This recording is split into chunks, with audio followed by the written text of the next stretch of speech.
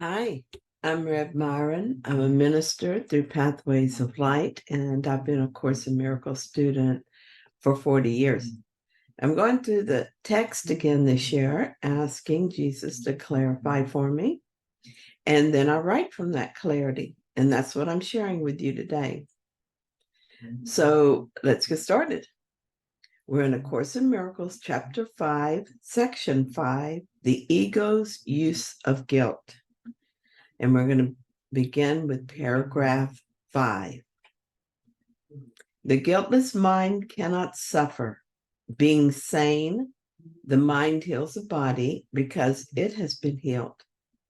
The sane mind cannot conceive of illness because it cannot conceive of attacking anyone or anything. I said before that illness is a form of magic. It might be better to say it's a form of a magical solution. The ego believes that by punishing itself, it will mitigate the punishment of God. Yet, even in this, it is arrogant. It attributes to God a punishing intent and then takes this intent as its own prerogative. It tries to usurp all the functions of God as it perceives them because it recognizes that only total allegiance can be trusted. This is one of my favorite paragraphs because it clarified my confusion about sickness. Jesus talks about healing. I wondered if he meant just the healing of the mind. If the body is not real, then maybe he was not interested in healing the body, and so maybe I shouldn't be either. I hated that thought because when the body is sick, real or not, I feel like I'm suffering. Surely God does not want me to suffer. I say that yet it is the healing of my beliefs, but in the healing of those beliefs, all forms of suffering are healed, including my body. He says here that guilt is a cause of suffering, and when the mind is healed of the belief in guilt, it will be sane. A sane mind does not project pain and suffering. It does not punish itself. It goes on to explain the reason we punish ourselves through sickness. We think we're guilty, so God will punish us. Our magical solution to this is to quickly punish ourselves instead. This only makes it worse because we feel guilty for usurping a function we believe belongs to God. What a mess we've gotten ourselves into. Here is my solution based on what I'm learning from the Course. I notice I am sick, and I notice that I have done this to myself. I must have perceived incorrectly in some way. So I asked the Holy Spirit to correct my perceptions. Now I wait to see how this is going to unfold. Sometimes I'm made aware of the specific perception so that I can see my error. Sometimes I simply receive the healing. I know that I've received the correction because I feel peaceful. And typically the body heals quickly, sometimes instantaneously. Paragraph 6, the ego cannot oppose the laws of God any more than you can, but it can interpret them according to what it wants, just as you can.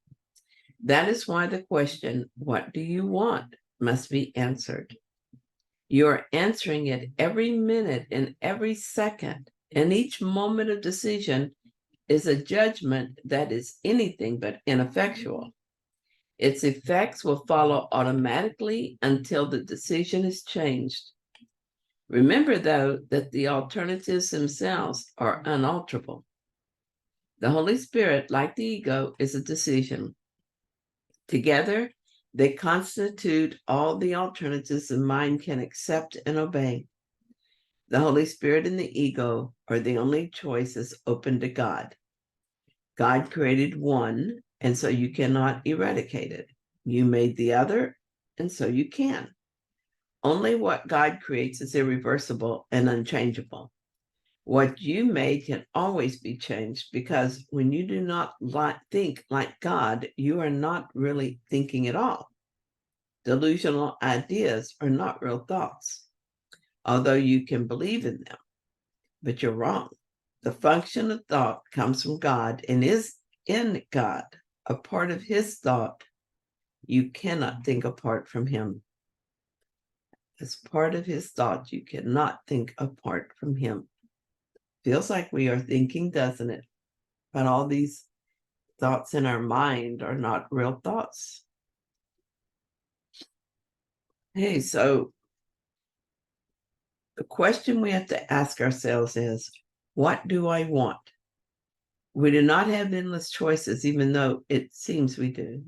Our only choice is to accept reality as it is, or to continue to pretend that we can affect reality with our beliefs. We cannot. We can believe in our choices and experience them as if they're real, but we cannot make real what is only an illusion. All that is really happening is that we decide to use the ego to act out our thoughts about separation, or we decide to use the Holy Spirit to awaken from separation. And that's all that's going on here. We are constantly choosing one or the other, and our life reflects back to us the effects of our choice. Jesus wants us to remember that those are the only two options. There is no third option in which we choose something else or in which we choose nothing. We decide in every moment if we're going to believe the thoughts that align with the thoughts we think with God, or if we're going to believe the thoughts that reinforce and continue to build on the idea of separation. I am free to believe anything I want, but my beliefs do not affect the truth. They do, however, affect my peace of mind. For this reason, I choose to believe only the thoughts I think with God.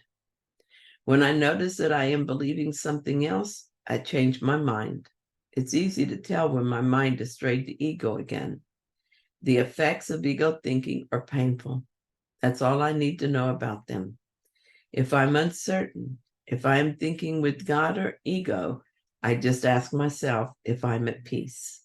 Am I happy? Thank you so much for joining with me today. If you found this helpful, then please like it. And if you haven't yet, please subscribe. I did want to mention that I'm going to be doing a talk next Tuesday, the 29th. And I'll be doing it on a Zoom. It's going to be sponsored by the Miracles Cafe. And I'm going to put a link below that you could go to get a ticket. And the tickets are only like $12, I think. And you get a ticket to it, and you can listen, or you can because you got the ticket, you can receive a recording of it. And it's going to be at 1:00 Central when I'm doing it. So I'm inviting you to join me.